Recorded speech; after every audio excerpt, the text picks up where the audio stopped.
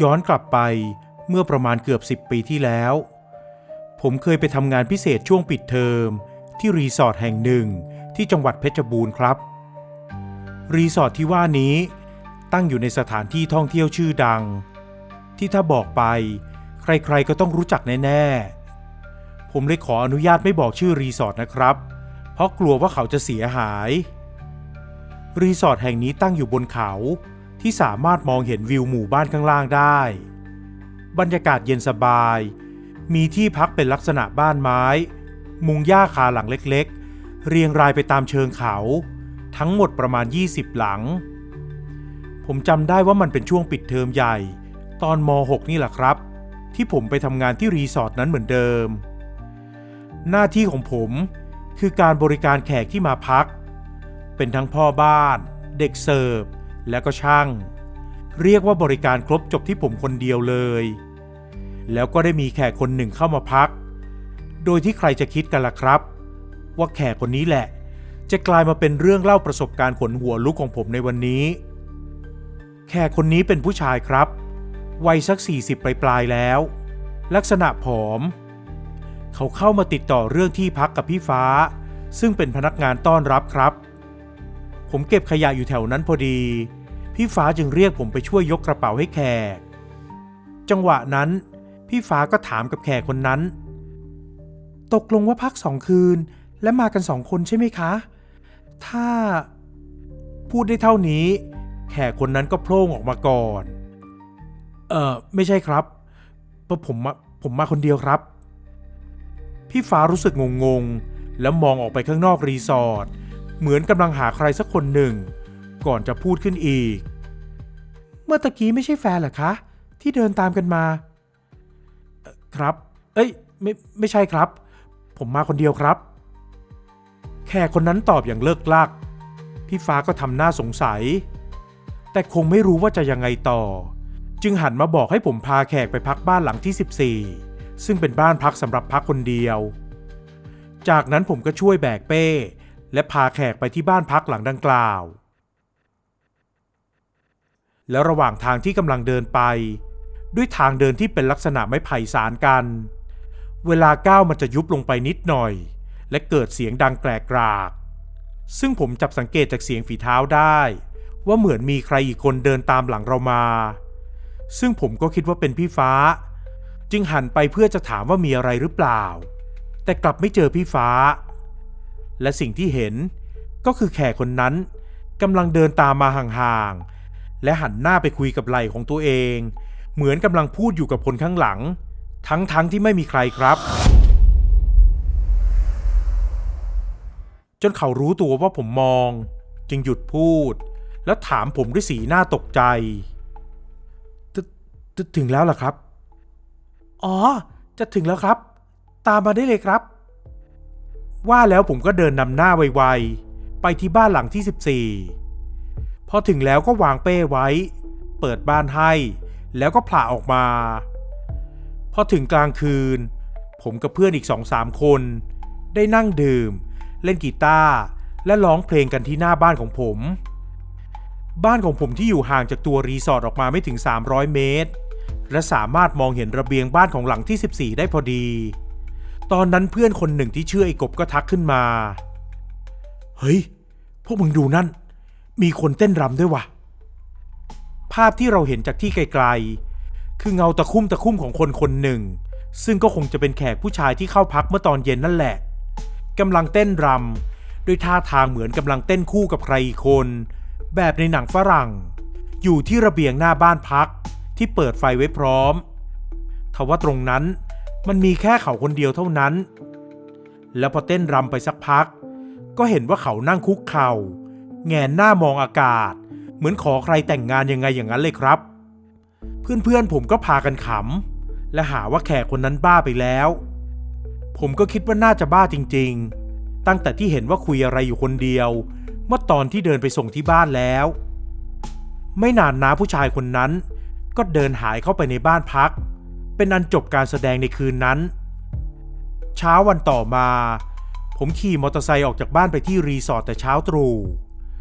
ระหว่างทางก็แวะร้านของชำซื้อบุหรี่ติดกระเป๋าไปด้วย แล้วก็เห็นแขกผู้ชายที่มาพักรีสอร์ทนั่นแหละกำลังใส่บาตรพระอยู่พอผมจ่ายเงินเสร็จและกำลังจะสตาร์ทรถมอเตอร์ไซค์มันก็เป็นจังหวะที่น้าเขารับพรจากพระเสร็จพอดีเขาเดินมาหาผมและขอติดรถกลับไปที่รีสอร์ทด้วยระหว่างที่ขี่รถกันไปอย่างไม่รีบร้อนเราคุยกันและผมก็รู้ว่าน้าเขาเดินเท้าเข้ามาในหมู่บ้านเพื่อจะมาตักบาตรทำบุญให้กับแฟนที่เสียไปแล้วเมื่อเดือนก่อนใจหนึ่งผมก็อยากรู้นะครับว่าแฟนเขาเสียเพราะอะไรแต่ไม่กล้าถามจึงเงียบไปจนถึงรีสอร์ทและแยกย้ายกันเวลาประมาณ8 โมงเช้าพี่ฟ้าก็ใช้ผมเอาอาหารเช้าไปส่งให้น้าเขาที่บ้านพักผมก็ยกสำรับอาหารตรงไปที่บ้านพักของเขาแล้วพอถึงหน้าประตูก็ได้ยินเสียงน้าเขากำลังเล่าเรื่องอะไรสักอย่าง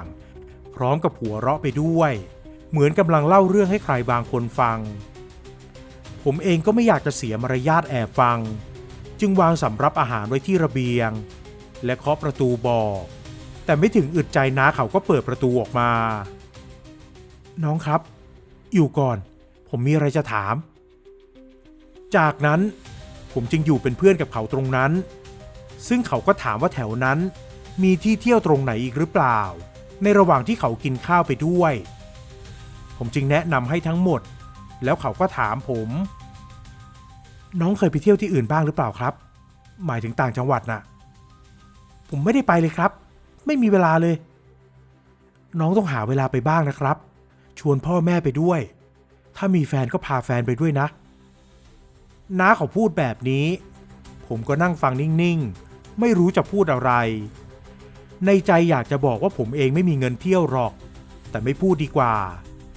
แล้วอยู่ๆน้าเขาก็พูดอย่างจริงจังขึ้นมาเชื่อผมเถอะถ้าไม่อยากเสียใจทีหลังเท่านี้แหละครับเขาก็ร่ายยาวถึงชีวิตที่ผ่านมาให้ผมฟังสรุปได้ว่าน้าเขาทำงานอยู่ที่บริษัทหนึ่งในกรุงเทพเป็นถึงตำแหน่งหัวหน้าแผนกเขาบอกว่าเขาบ้างานมากจนไม่มีเวลาทำอย่างอื่นแม้แต่แฟนก็แทบไม่มีเวลาให้แฟนของเขาเคยชวนมาเที่ยวที่ตรงนี้หลายครั้งแต่ก็ติดงานจนไม่มีโอกาสพามาจนกระทั่งเมื่อเดือนก่อนนี้เองแฟนของน้าเขาก็ถูกผู้หญิงคนหนึ่งฆ่าปาดคอจนเสียชีวิตสาเหตุก็คือแฟนของน้าเขาเป็นชู้กับผัวชาวบ้านเมียตัวจริงรู้เข้าก็โกรธแค้นจึงจัดการฆ่าเธอน้าเขาเสียใจมากและเอาแต่โทษตัวเองว่าทำให้แฟนต้องตายหลังจากเกิดเรื่องทั้งหมดแล้วเขาก็ลาออกจากงาน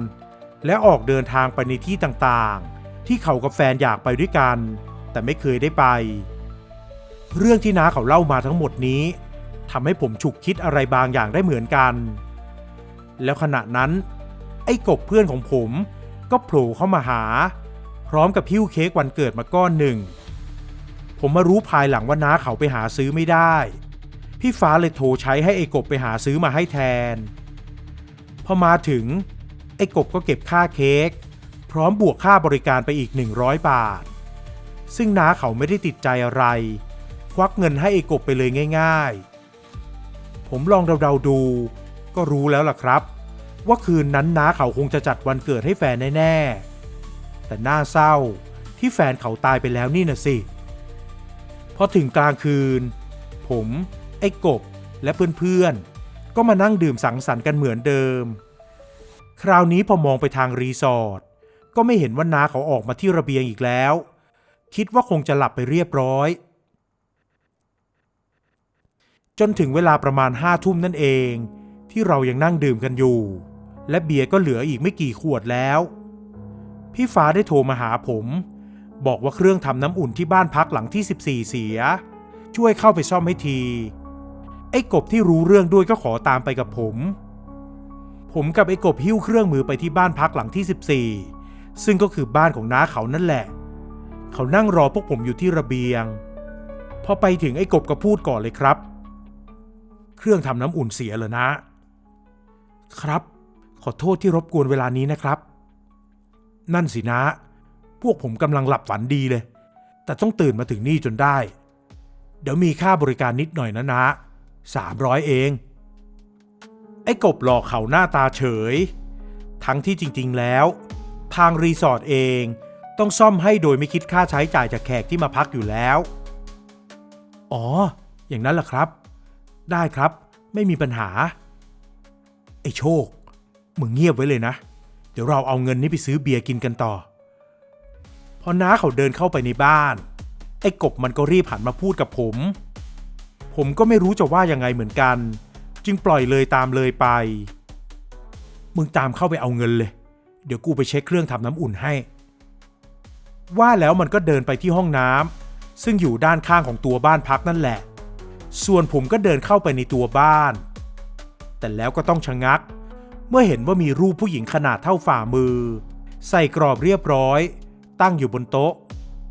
ตรงหน้ารูปมีเค้กวันเกิดวางอยู่มีเทียนเล็กๆปักตรงกลาง1เล่มใช่แล้วครับน้าเขาจัดวันเกิดให้แฟนจริงๆด้วยน้าเขาที่กำลังยืนนับแบงค์20อยู่พอเห็นผมเขาก็ชะงักก่อนที่จะพูดกับผมนี่แฟนผมครับวันนี้เป็นวันเกิดเธอ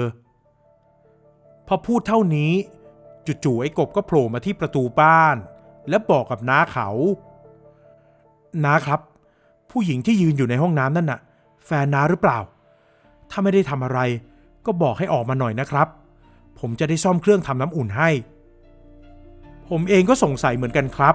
ว่าใครกันแล้วน้าเขาก็พูดออกมาด้วยอาการละล่ำละลักเปล่าครับผมมาคนเดียวครับน้องลองไปดูอีกทีสิไอ้กบไม่รู้จะว่ายังไงจึงกลับไปที่ห้องน้ำอีกครั้งก่อนจะได้ยินเสียงมันพูดมาจากทางห้องน้ำเอ้าหายไปไหนแล้ววะแล้วมันก็เงียบไปเหมือนว่าเริ่มเช็คเครื่องทำน้ำอุ่นแล้วจากนั้นน้าเขาก็ยื่นเงินให้ผมรับเงินมาแล้วตัดสินใจถามน้าเขาไปน้าอย่าบอกนะว่าแฟนน้าตามมาด้วยอ่ะผมพูดจบน้าเขาก็ถึงกับสะอึกที่ผมถามอย่างนี้เพราะเขามีพฤติกรรมแปลกๆมาตั้งแต่ต้นแล้วทั้งหมดมันส่อให้เห็นว่าเขาไม่ได้อยู่ที่นี่ตัวคนเดียวแล้วเขาก็ก้มหน้าอย่างสลดใจจากนั้นก็พูดออกมาครับเราไปเที่ยวด้วยกันทุกที่ที่อยากไปและเขาก็ตามผมมาที่นี่ด้วยผมแทบไม่อยากเชื่อหูตัวเองเลยครับว่าจะมีเรื่องแบบนี้ด้วยและทันใดนั้นก็มีเสียงไอ้กบตะโกนดังขึ้นมาเฮ้ยผีหลอกกูผมกับน้ารีบวิ่งออกจากบ้านมาดูซึ่งเหตุการณ์ที่เจอนั้นคือไอ้กบกำลังผงะถอยหลังออกมา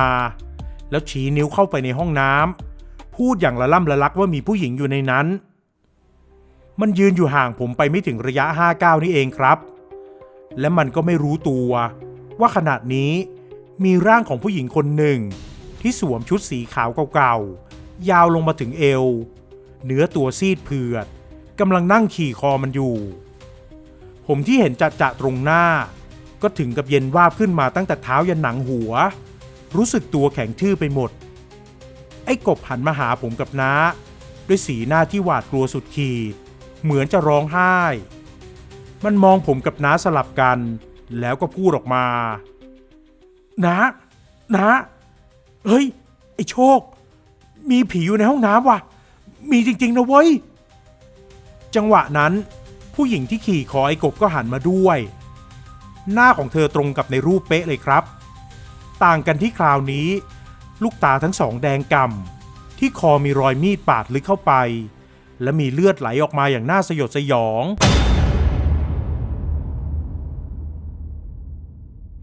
ผมแทบช็อกไปเลยครับก่อนที่ไอ้กบมันจะเอะอะขึ้นมาอีกพวกมึงไม่เชื่อกูใช่ไหมงั้นกูไม่อยู่แล้วเว้ยไม่ใช่ไม่เชื่อนะครับแต่ผมเองก็ตกใจจนพูดอะไรไม่ออกเหมือนกันแม้แต่น้าที่เป็นแฟนของผีก็ยังยืนตะลึงตาค้างจากนั้นไอ้กบก็วิ่งหน้าตั้งไปตามทางเดินโดยที่มีผีผู้หญิงขี่คอมันไปด้วยแล้วพอไปไม่ถึงไหนไอ้กบก็วิ่งเป๋ตกเขาไปหน้าตาเฉยคืนนั้นผมกับน้าและเพื่อนที่เรียกมาเสริมต้องช่วยกันตามหาตัวไอ้กบอย่างเอาเป็นเอาตาย สุดท้ายก็ไปเจอมันนอนสลบอยู่ที่ตีนเขาโน่นเลย เนื้อตัวสะบักสะบอมไปหมดแต่ก็ปลอดภัยดีครับเช้าวันต่อมาน้าเขาก็ได้เช็คเอาท์ออกจากที่พักและผมก็ได้ไปส่งขึ้นรถโดยสารในหมู่บ้านก่อนจากกันผมก็ได้ถามเขาน้าจะไปเที่ยวที่อื่นต่อใช่ไหมครับใช่ผมก็ไปกับแฟนเรื่อยๆนั่นแหละพอพูดถึงแฟนเขาเมื่อไหร่ผมก็ยังรู้สึกสยองไม่หายและก่อนที่น้าจะขึ้นรถโดยสารจากไปเขาก็ได้พูดทิ้งท้ายกับผมเอาไว้ครับอย่าลืมนะน้องถ้ามีเวลาก็ออกไปเที่ยวบ้างนะ